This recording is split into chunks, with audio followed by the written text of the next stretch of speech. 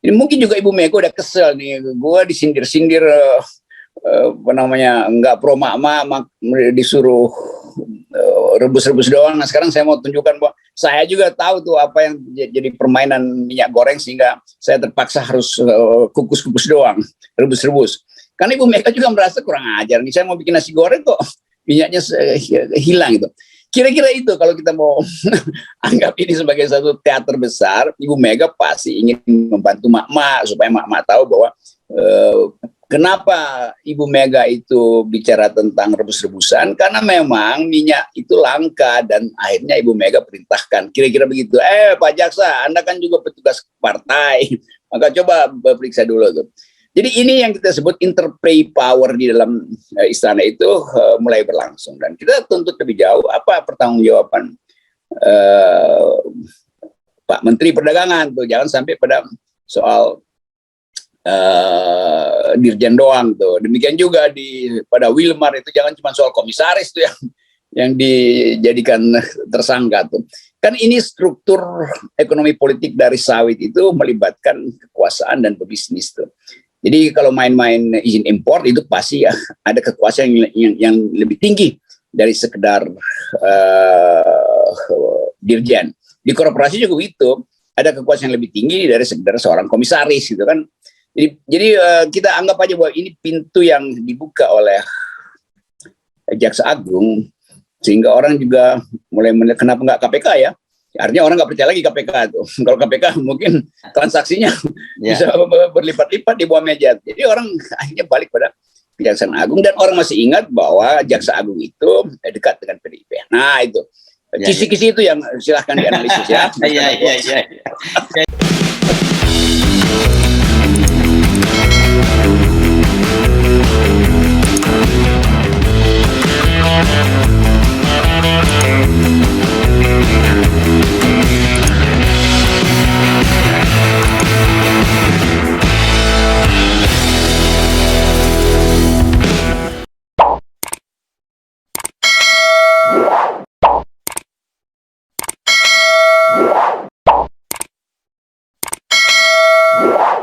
Halo, apa kabar? Senang sekali saya Sebenarnya Arif sama Bung Rocky Gerung bisa kembali menjumpai Anda semua.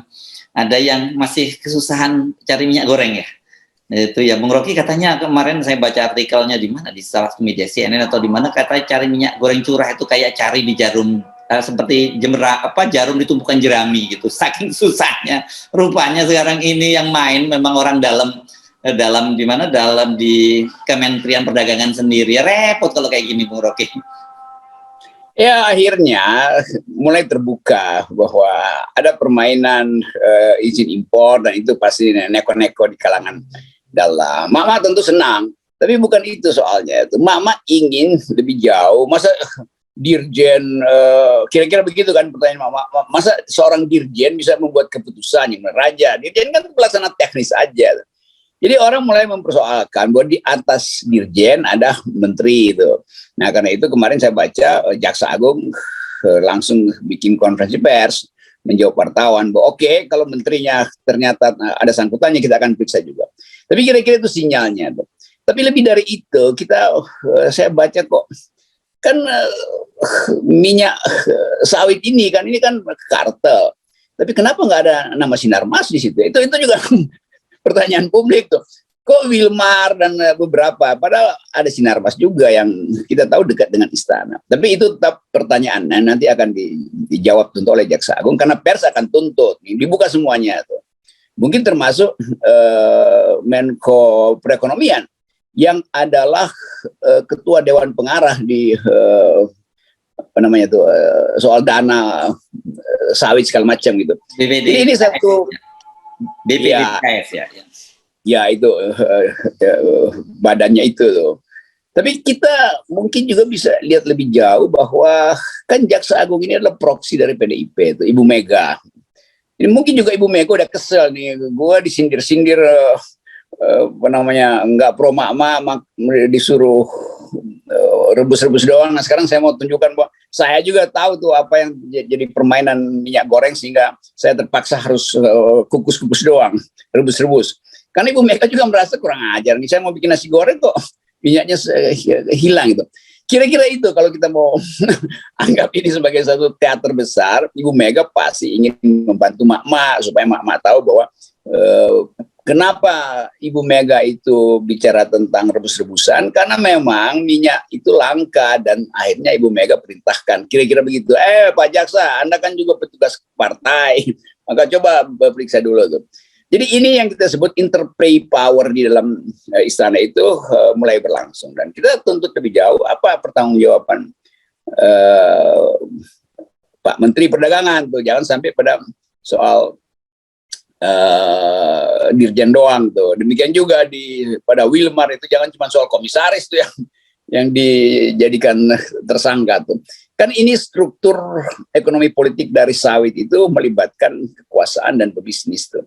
Jadi kalau main-main izin impor itu pasti ya ada kekuasaan yang lebih tinggi dari sekedar dirjen. Di korporasi juga itu ada kekuasaan yang lebih tinggi dari sekedar seorang komisaris gitu kan. Jadi kita anggap aja bahwa ini pintu yang dibuka oleh Jaksa Agung sehingga orang juga mulai kenapa nggak KPK ya? Artinya orang nggak percaya lagi KPK tuh. Kalau KPK mungkin transaksinya bisa berlipat-lipat di bawah meja. Jadi orang akhirnya balik pada Kejaksaan Agung, dan orang masih ingat bahwa Jaksa Agung itu dekat dengan PDIP. Nah itu kisi-kisi itu yang silahkan dianalisis ya. Iya. Kayaknya menarik kan. Kalau kita lihat soal kasus begini kan ada 3 tingkatnya, polisi, KPK, atau Kejaksaan Agung. Nah tapi ini Kejaksaan Agung yang langsung ambil alih gitu. Ya memang sejak pagi udah berembus itu, saya udah mendapat kabar bencana itu, dan baru kemudian sorenya muncul pengumuman itu. Dan kita ingatkan pada waktu Anda kalau nggak salah yang cerita, atau saya pernah dengar bahwa dalam sebuah rapat gitu ketika Pak Lutfi menyatakan bahwa ya dia tahu siapa pemain-pemainnya, tapi kalau saya ngomong di sini saya nggak tahu siapa kawan siapa lawan gitu. Itu kan situasinya seperti itu ya, sudah. Iya. Ya mungkin nanti 2 hari ke depan itu akan ada bocoran-bocoran sebetulnya notulasi rapat bagaimana sih sehingga Pak Jokowi menyuruh Menteri Perdagangan Lutfi untuk membereskan, tapi Lutfi ragu-ragu karena dia nggak tahu bocor apa enggak infonya, siapa kawan siapa lawan di ruang rapat. Jadi semua pembicaraan di istana itu pasti akan bocor karena nggak ada soal juga, karena itu kan untuk menunjukkan proses-proses yang menyebabkan kebijakan minyak goreng itu sampai sekarang nggak bisa diatasi oleh pemerintah tuh, sehingga harus ada yang dikorbankan, ditangkap, soalnya hanya itu soalnya, tapi jauh lebih besar dari itu. Dan Pak Jokowi mungkin juga mungkin dia nggak tahu bahwa nanti Ibu Mega akan minta Jaksa Agung bergerak lebih cepat gitu kan. Jadi kita juga mau tahu apa reaksi Pak Jokowi itu, apa mau melindungi atau menganggap ini proses hukum biasa, atau bingung sehingga datang dengan statement yang agak aneh lagi nanti kan ya. Itu kita lagi tunggu statement Pak Jokowi nanti sore mungkin. Ya. Nah mundur sedikit kan, kita ingat pada waktu rapat kerja tanggal 17 Maret dengan Komisi 4 ya seingat saya, Komisi 4 seingat saya. Itu kan Pak Lutfi waktu itu ketika lagi sedang berbicara kemudian dibisiki oleh Dirjen Dirjen Perdagangan Luar Negeri ini yang bahwa hari Senin nanti sudah akan ada tersangkanya gitu. Dan kemudian ternyata sampai hari Senin tidak ada pengumuman itu, dan polisi pada waktu mengaku belum ada tersangkanya, dan media itu menjadikan agenda loh Bung Rocky, setiap Senin berikutnya kemudian ditagih lagi oleh media, bahkan media-media konvensional seperti Kompas juga melakukan hal yang sama gitu ya. Enggak, kalau orang Betawi bilang kagak sari-sarinya gitu. Nagih terus, ini sudah Senin berikutnya kok belum ada tersangka. Nah, tiba-tiba muncul tersangka itu dari kejaksaan dan baru sekarang. Jadi kita tahu sebenarnya ada tarik menarik yang luar biasa gitu untuk menentukan siapa yang jadi tersangkanya itu.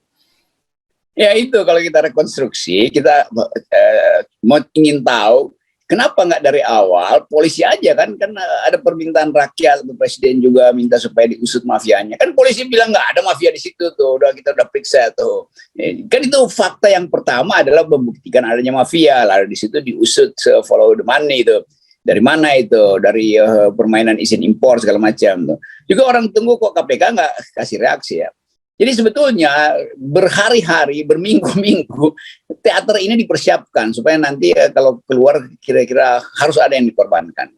Tetapi orang tetap ingin agar supaya dibuka tuh apa sebetulnya isi pembicaraan di dalam sidang-sidang kabinet sehingga ini tertunda-tunda. Kenapa bisikan dari menteri seorang dirjen itu dianggap bisa membahayakan isi kabinet tuh. Nah itu terbaca dari kegelisahan Menteri Perdagangan kan yang berminggu-minggu entah apa ke DPR cuma ngadu doang tuh, ke publik nggak berani, diuber mama akhirnya dia kabur kan di mobil. Jadi terlihat nih teaternya dipersiapkan. Nah mungkin Ibu Mega udah nggak tahan, ya udahlah daripada KPK atau polisi sudah, saya juga punya peralatan kok namanya kejaksaan tuh. Kan itu analisis begitu harusnya kan. Tapi nanti impact-nya tentu lebih jauh tuh, dan kita akan lihat bahwa permainan kartel ini harus juga dibuka di DPR tuh sebagai mungkin ada panja atau pansus. Itu yang kita dorong sebetulnya supaya jangan ada dusta di antara mereka, bukan di antara kita. Ya kita senang kalau memang betul ya, kalau memang betul Bu Mega yang melakukan itu, karena ya memang itu gunanya kekuasaan itu ya, bekerja untuk untuk kesejahteraan rakyat, dan juga untuk ada kalau ada penyimpangan jadi sikat kan, begitu itu gunanya orang menjadi berkuasa kan. Iya kan, orang nunggu ini kalau Ibu Mega lagi pasang betul-betul wajah keras terhadap istana, itu pasti ada impactnya kan, kita udah hafal kan. Ibu Mega selalu punya senjata rahasia lah, dan yang kita banggakan dari Ibu Mega. Diam-diam dia tahu apa yang namanya politik, dia tahu ini orang apa sih, ini coba disentil dikit lah. Nah ini sentilannya memang agak berat nih. Dan lebih berbahaya lagi kalau proses ini Jaksa Agung tidak kasih sinyal pada Presiden Jokowi, bahkan ada penangkapan. Ini soalnya nih, dan mungkin Pak Jokowi panggil lagi, nih kalian kok nggak kasih tahu sinyal dari Ibu Mega. Ini yang enaknya nih. Memang ini keterlaluan ya, kasus kartel minyak goreng ini. Pemerintah kan sebenarnya ada mewajibkan dari domestic market obligation, ya kan, 30%, dan kemudian 20 atau 30% seingat saya. Terus kemudian ada namanya domestic price obligation. Tapi akhirnya kan ngalah juga gitu, dan pemerintah terpaksa merogoh kocek untuk memberikan BLT, kan gitu. Ini kan benar-benar menunjukkan bahwa pemerintah itu memang tunduk pada kepentingan kartel ini. Dia lebih baik nyogok rakyat gitu, merogoh APBN lebih dalam daripada dia memberikan penalti pada perusahaan-perusahaan yang harusnya menjual produknya ke dalam negeri. Itu karena kalkulasi korporasi menganggap kita belum puas merampok sumber daya Indonesia. Dan Presiden yang sering kita terangkan diijon oleh korporasi, ya pasti kalah. Kan intinya kan begitu, dari awal kedudukan Presiden itu lemah terhadap korporasi. Bukan kita anti korporasi, korporasi itu bagus, dia melakukan akumulasi. Tapi Presiden sebagai kepala negara, apalagi kepala pemerintahan yang mampu buat kebijakan, dia mesti juga peras balik dong korporasi itu. Untuk apa? Untuk kepentingan rakyat. Jangan pajak rakyat yang dipakai untuk mengatasi dana yang nggak disetor oleh korporasi sawit kan. Jadi BLT itu betul, itu datang dari APBN yang adalah pajak kita sebetulnya tuh. Sementara korporasi dibiarkan untuk lakukan akumulasi, dan Presiden Jokowi betul-betul tunduk, taat dan patuh pada permintaan korporasi. Bukan sekedar sawit, udah sebelumnya juga ada batu bara, ada macam-macam. Itu menarik soal batu bara. Saya juga lagi terpikir begitu. Kenapa penyelesaian pada batu bara berbeda ya? Karena sebenarnya kasusnya juga sama. Yang malah kalau batu bara itu meskipun tidak langsung terkena pada publik, tapi PLN yang kena, dan bagaimana dampaknya pada publik. Kenapa tidak dilakukan hal yang sama? Apakah karena pemain batu bara itu adalah banyak kan adalah para pejabat juga di lingkungan kekuasaan itu? Ya, semua tahu pola itu, dan dibebankan sebetulnya pada konsumen kan harganya kan. Jadi sekarang kita mau pastikan bahwa pemihakan pemerintah itu memang pada korporasi. Jadi seluruh beban kekacauan dan kerakusan korporasi itu dialihkan pada APBN dan segala macam tuh. Berbagai macam soal subsidi LPG, Pertamina yang sebetulnya masih punya piutang 90 triliun dan negara nggak mau bayar, lalu dibebankan pada rakyat bahwa itu akan ada kenaikan Pertalite, Pertamax segala macam itu, termasuk LPG 3 kg. Jadi kita lihat cara berpikir negara itu betul-betul berlawanan dengan perintah konstitusi. Itu sejahterakan rakyat, biar orang miskin. Ini kan semuanya dana sosial, dana yang bersifat memakmurkan orang gitu. Dan dana-dana itu yang hilang, ditilep oleh korporasi, oleh ekstraktif industri lah, gampangnya begitu kan. Kalau industri manufaktur mungkin masih ada persaingan di situ karena ditentukan oleh interplay pasar internasional. Kalau ini kan betul-betul oligarki yang sekedar mengeruk dari bumi, lalu menelan bulat-bulat sampai ke perut, dan presiden cuma bisa usap-usap perutnya sendiri tuh sambil merasa bahwa nggak bersalah. Padahal ketentuan konstitusi bilang bahwa semua hasil bumi itu harus kembali pada kesejahteraan rakyat kan. Jadi kalau kita baca lebih filosofis, memang presiden gagal untuk menjalankan perintah konstitusi, perintah normatif dari konstitusi. Karena kelakuan yang ya bukan kelakuan korporasinya, sudah kelakuan presiden yang mesti kita persoalan. Kenapa Anda punya kekuasaan, Anda gagal untuk negosiasi minimal gitu ya, intinya. Dan batu bara ini kan sebenarnya lebih parah ya kalau dibandingkan sawit. Sawit ini walaupun tanah negara masih ada lah upaya nanam dan sebagainya. Kalau batu bara ini tinggal ngeruk gitu. Dan kemudian dan kemudian ini kita tahu yang disebut oleh Bang Rizal Ramli sebagai peng-peng kan, penguasa dan pengusaha pemain batu bara itu. Ya, ini peng-peng ini ada terus di situ tuh, dan ya memang dimanjakan. Kan soal ini problem kita kenapa dimanjakan tuh? Kita bisa jawab sendiri karena presiden udah dapat keuntungan sebelum pemilu, dana kampanye segala macam, dana 3 periode bahkan dana big data macam-macam itu kan. Tapi kita mesti selalu menganggap bahwa udah cukup dong, udah balik, masuk belum balik seluruh bahkan penggelapan pajak ada di situ Pak. Nah ini kita mau tuntut sebetulnya lebih jauh lagi pada Sri Mulyani itu. Kan Sri Mulyani yang harusnya paham bahwa jangan anggaran negara itu hanya dibebankan pada pajak, kan curangnya begitu kan. Nah, pajak-pajak mereka itu yang di outsource atau dibelari ke luar negeri segala macam, tax amnesty yang perusahaan cangkang kok nggak dikejar. Jadi itu curangnya juga Ibu Sri Mulyani. Dia dengan gampang ya udah nanti kalau anggarannya nggak cukup ya pajaknya dinaikkan. Sekarang bahkan tempurung kelapa itu dipajakin coba. Itu bagaimana mungkin nggak ada inisiatif untuk melihat sumber lain selain mewajaki industri rakyat tuh. Jadi soalnya begitu tuh. Apalagi kemarin tuh yang baru lagi apa namanya tuh e-tol. Oke. Udah e-tol namanya ada. Itu ada penjelasannya, kata pemerintah yang dipajakin bukan kita yang bayar tapi administrasinya gitu, kata buru-buru dijelaskan begitu. Tapi tetap saja menunjukkan betapa pemerintah mengkorek sana korek sini gitu untuk menaikkan pajak ini kan gitu ya. Itu intinya pemerintah nggak punya kemampuan untuk pajak yang besar, maka dipajak yang kecil-kecil ini kan. Memang banyak juga. Ya tentu aja pemerintah mesti kasih excuse. Kan excuse-nya itu menandakan bahwa dia sendiri sebetulnya nggak tega, tapi karena udah perintahnya begitu ya udah segala macam bahkan mungkin nanti ya jadi negara yang nggak punya inisiatif kan, majakin rakyat kecil kan artinya dia nggak ngerti apa yang disebut sebagai kesejahteraan. Kan pajak itu mestinya diambil dari yang besar buat yang kecil, bukan yang kecil dipajakin supaya yang besar itu lolos kan kacau itu. Jadi saya jadi teringat perbincangan kita tentang Silhead, yang menteri keuangan Prancis masa lalu yang kalau sampai ada sendal baru di depan rumah juga dipajakin, ada jendela-jendela yang bagus dipajakin. Ini cerita Anda kan begitu pada waktu, dan saya kira tiba-tiba loh, kok kita jadi masuk kembali ke Perancis di abad masa lalu ya di era kerajaan. Ya itu yang terjadi. Ya di Perancis ya. Prancis juga karena sok jago-jagoan mau perang, bangkrut negara. Kita juga begitu. Sok jago-jagoan mau bangun infrastruktur, bangkrut negara tuh. Maka akan ada pajak tempurung kelapa itu kan. Jadi nanti Ibu Sri Mulyani dianggap dikasih nama sebagai Etienne Sri Mulyani Siluet apa segala macam, kan digambarkan siluetnya aja. Orang Prancis saking bencinya pada Menteri Keuangan, maka di publik dia cuma digambarkan dalam bentuk hitam putih itu. Nah kita nggak ingin Ibu Sri Mulyani juga, Sri Mulyani mana? Sri Mulyani siluet gitu. Cuman siluetnya aja yang dipaparkan. Saya bukan menginginkan itu terjadi, tapi menginginkan Sri Mulyani sebagai orang yang punya kemampuan untuk berpikir konseptual tentang keuangan negara, mestinya datang ke publik mengatakan problemnya tuh, jangan ngeluh-ngeluh ke IMF aja atau ke World Bank kan itu kacaunya. Silhead nanti dianggap Bu Sri Mulyani sebagai Menteri Keuangan ada dan tiada lah gitu dia.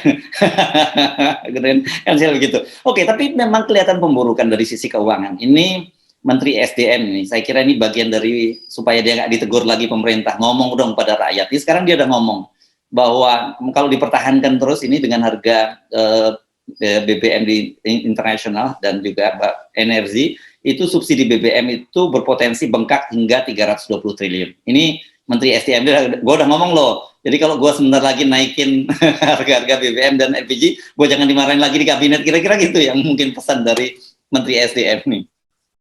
Ya iya kan, kalau kita mending kita ikuti analis internasional yang menganggap Pertamina itu kalau dalam mungkin 70 hari ke depan piutangnya nggak dibayar pemerintah, itu dia nggak tahu mau ambil utang dari mana lagi itu kan. Ya itu artinya industri ini mesti mikirin mau bangkrut Pertamina atau dia naikin dengan konsekuensi kemarahan rakyat atau barang itu betul-betul hilang dari pasaran tuh karena nggak ada lagi apa namanya dia bisa beli dengan uang yang nggak ada, hal yang sangat pokok itu. Tapi ini soal daya beli rakyat juga tuh, dan kita tahu bahwa minyak itu adalah hal yang paling peka untuk menimbulkan konflik politik tuh. Jadi sebetul SDM udah buka bahwa memang itu 400 triliun udah defisit, atau dia bilang 300 yang mungkin 320 triliun, Bung. Ya, 320 triliun. Ya, 30 triliun, dan pemerintah mau bagaimana caranya tuh buat atas itu tuh. Paling nggak dalam 30 hari ke depan kan stoknya mesti ada tuh. Jadi kekacauan itu menimbulkan wajah Ibu Sri Mulyani sebelum disebut sebagai siluet, udah kelihatan siluet juga sebetulnya kan, karena dia pusing terus kan, dan memikirkan bagaimana memperoleh dana untuk nyelamatin kebutuhan cash flow dari Pertamina itu. Ya. Oke, nah kalau kita hitung ya, Bung Rocky, kan kewajiban baru bayar bunga utang saja kan setiap tahunnya kemarin seperti disebutkan oleh Pak JK dan juga diproyeksikan oleh Departemen Keuangan 440-an triliun gitu. Kemudian kalau ini subsidi minyak itu 320 triliun. Nah, APBN kita kan sekitar 2000-an gitu. Ini hampir 700 juta aja udah untuk hal-hal yang dalam hal ini tidak terlalu produktif kan gitu. Kita bisa membayangkan ini memang betul-betul APBN kita ini babak belur. Belum lagi diambil juga BLT minyak goreng juga dari APBN gitu. Jadi jadi belum lagi kalau diambil lagi dengan untuk ibu kota negara itu katanya 20%. 20% itu kan berarti total dari 466 triliun sekitar 93 triliun. Jadi sebenarnya udah habis untuk yang sebegitu APBN kita. Itu anehnya, balik lagi pada Sri Mulyani. Dia tahu di atas kertas dia lihat lalu lintas uang itu fiktif semua sebetulnya. Tapi dia selalu ingin seolah-olah nggak ada persoalan, sehingga dia akan pusing nyari uangnya dari mana. Misalnya ya IKN itu kan 400 triliun atau mungkin membengkak sampai 800 triliun. Ya bikin aja istana, jangan bikin ibu kota baru kan. Kan idenya gampang tuh, supaya Pak Jokowi nggak kehilangan muka. Ya oke, ternyata yang dibuat bukan ibu kota baru, tapi istana baru di Kalimantan. Kan itu sedikit banget kan ya. Mungkin ya 200 miliar juga udah bisa bikin istana di situ kan. Itu kan cuma tempat presiden beristirahat 3 bulan sekali ke situ, rapat kabinet di situ. Nah, ada istana di Aceh, ada istana di Papua. Supaya kita banyak istana, jangan ibu kota. Ibu kota itu gila kan, sekian ratus triliun. Kan ide itu sebetulnya bisa kita usulkan. Kalau orang bilang, saudara FNN Rocky Gerung nggak kasih solusi pada ikan. Oke, sekarang kita solusi. Oke, silakan Pak Presiden, untuk memuaskan ego Anda, silakan bikin istana di Kalimantan tuh, silakan bikin istana di semua pulau Indonesia, dan itu sangat sederhana, bukan ibu kota dipindahkan dengan bawa orang ke situ tuh. Jadi itu yang mesti ada di kepala Sri Mulyani juga tuh. Dan hal-hal ini kan hal yang bisa diucapkan pada presiden kan. Ya. Nah, kemungkinan ini yang masih kita bisa hitung, tapi kita tahu bahwa nggak mungkin terjadi karena presiden udah keburu berambisi dan bikin transaksi dengan pemodal dan pemodal kabur, dan sinyal dari luar negeri menganggap Indonesia akan bangkrut justru oleh IKN. Iya. Oke, jangan lupa tetap 0%.